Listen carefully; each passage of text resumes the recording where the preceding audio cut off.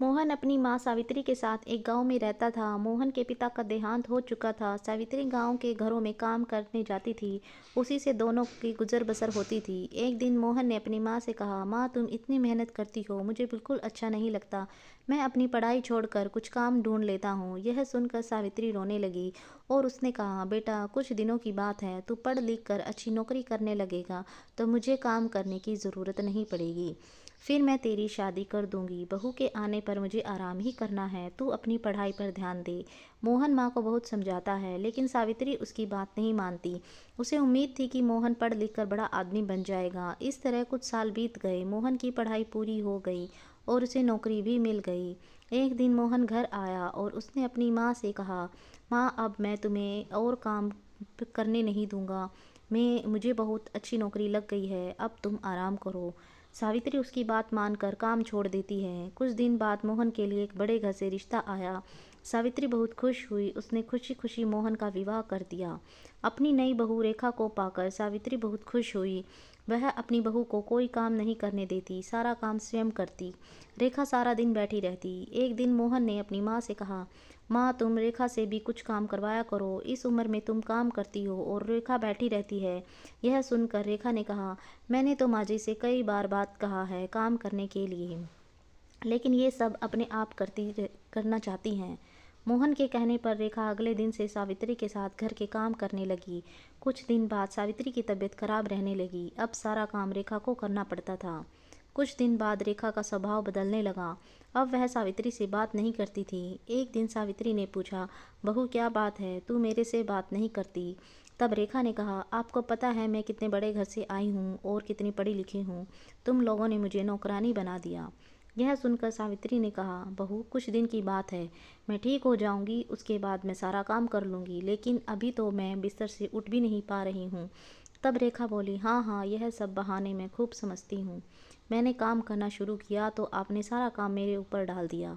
यह कहकर रेखा अपने कमरे में चली गई। उस दिन उसने खाना भी नहीं बनाया। शाम को जब मोहन घर आया तब रेखा ने कहा, सुनो जी, मैं इतना काम नहीं कर सकती, इसलिए मैं अपने पिता के घर जा रही हूँ। तुम्हें अपनी माँ की सेवा करनी है तो करो, मुझसे यह सब नहीं होगा। यह सुनकर मोहन गुस्से में बोला, मैंने शादी अपनी माँ को आराम देने के लिए की थी। अगर तुम घर का काम नहीं करोगी तो मैं माँ इस बीमारी से कैसे काम करेगी? यह सुनकर रेखा गुस्से में अपना घर जाने के लिए चल दी। तभी सावित्री ने उसे रोका और कहा, बहू इस घर को छोड़कर मत जाओ, मैं सारा काम कर लूँगी। रेखा फिर भी नहीं मानती और अपने पिता के घर चली जाती है। उसके जाने के बाद सावित्री रोती रहती है। मोहन कहता है, माँ तुम क्यों रो रही हो? उसका गुस्सा कम होगा तो वह आ जाएगी। यह सुनकर सावित्री कहती है, बेटा तू अभी उसे लेकर आ और जब तक वह नहीं आए तू भी उसके साथ रहना। मोहन कहता है, माँ मैं तुम्हें इस हाल में छोड़कर कैसे जा सकता हूँ? लेकिन सावित्री कहती है, तुझे मेरी कसम, नहीं तो मैं अन्न जल त्याग दूंगी और मर जाऊंगी। सावित्री की जिद के आगे मोहन हार जाता है और रेखा को लेने उसके घर पहुँच जाता है। वह रेखा को बहुत मनाता है लेकिन वह नहीं मानती। रेखा उससे कहती है, हम अलग घर लेकर रहते हैं, तुम अपनी माँ को हर महीने कुछ पैसे भेज देना।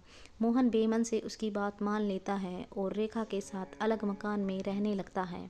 उधर सावित्री अकेले रह जाती है। वह अकेले में बैठी बैठी अपने मोहन को याद करके रोती रहती थी। एक दिन सावित्री के घर पर कोई दरवाज़ा खटखटाता है। सावित्री दरवाज़ा खोलती है तो देखती है सामने रेखा का भाई राजेश अपनी पत्नी के साथ खड़ा था। वे दोनों अंदर आकर सावित्री से पूछते हैं, माँ जी दीदी कहाँ है? सावित्री उसे सारी बात बता देती है। यह सुनकर राजेश कहता है, माँ जी मैं सोच भी नहीं सकता था मेरी बहन ऐसा करेगी। मैं तो अपनी पत्नी के साथ शहर में रहता हूँ, आज दीदी से मिलने का मन हुआ तो यहाँ चला आया और इतनी बड़ी बात मेरे माता पिता ने भी मुझे नहीं बताई। यह कहकर वह चला जाता है। कुछ दिन बाद रेखा अपने पिता के घर जाती है। वहाँ उसे राजेश और उसकी पत्नी मिलते हैं। रेखा अपने भाई भाभी को देखकर बहुत खुश होती है और कहती है, भैया आप कब आए? मुझसे मिलने क्यों नहीं आए? और माता पिता कहाँ हैं? तब राजेश ने कहा, मेरी पत्नी माँ पिता के साथ नहीं रहना चाहती थी, इसलिए मैंने उन दोनों को घर से निकाल दिया और तू भी अब कभी यहाँ मत आना। यह सुनकर रेखा के होश उड़ जाते हैं। वह रोने लगती है और कहती है, भैया आप मुझे इतना प्यार करते थे, आप कैसी बातें कर रहे हो? और इस उम्र में माँ पिताजी कहाँ जाएंगे? आप उनके साथ ऐसा कैसे कर सकते हो? तब राजेश कहता है, जब तूने अपनी सास के साथ ऐसा कर सकती है तो मैं क्यों नहीं कर सकता। मैं भी तो तेरा भाई हूँ। यह सुनकर रेखा को अपने किए पर बहुत पछतावा होता है। वह भागकर अपने घर पहुँच जाती है और मोहन के पैरों में गिर जाती है। मोहन के पूछने पर वह सारी बात उसे बता देती है और कहती है, मुझे माफ़ कर दो और माँ जी के पास ले चलो, मैं उनसे माफ़ी मांग लूँगी। मेरे किए की सज़ा मेरे माता पिता को भी भुगतनी पड़ रही है, जाने वे किस हाल में होंगे। मोहन रेखा को लेकर अपने घर पहुंच जाता है। घर में घुसते ही रेखा सावित्री के पैरों में गिर जाती है और अपने किए व्यवहार के लिए माफ़ी मांगती है। तभी दूसरे कमरे से राजेश अपनी पत्नी और माता पिता के साथ बाहर आता है। उन्हें देखकर रेखा रोने लगती है। तब राजेश उसे बताता है, उसने माता पिता को छुपा दिया था ताकि तुझे तेरी गलती का एहसास हो सके। राजेश के माता पिता भी सावित्री से माफ़ी मांगते हैं। इस तरह मोहन और रेखा और सावित्री तीनों खुशी खुशी रहने लगते हैं। दोस्तों, आपको ये कहानी कैसी लगी कमेंट करके हमें ज़रूर बताएं। चैनल पर नए हैं तो प्लीज़ चैनल को लाइक शेयर और सब्सक्राइब भी ज़रूर कीजिए। Thank you.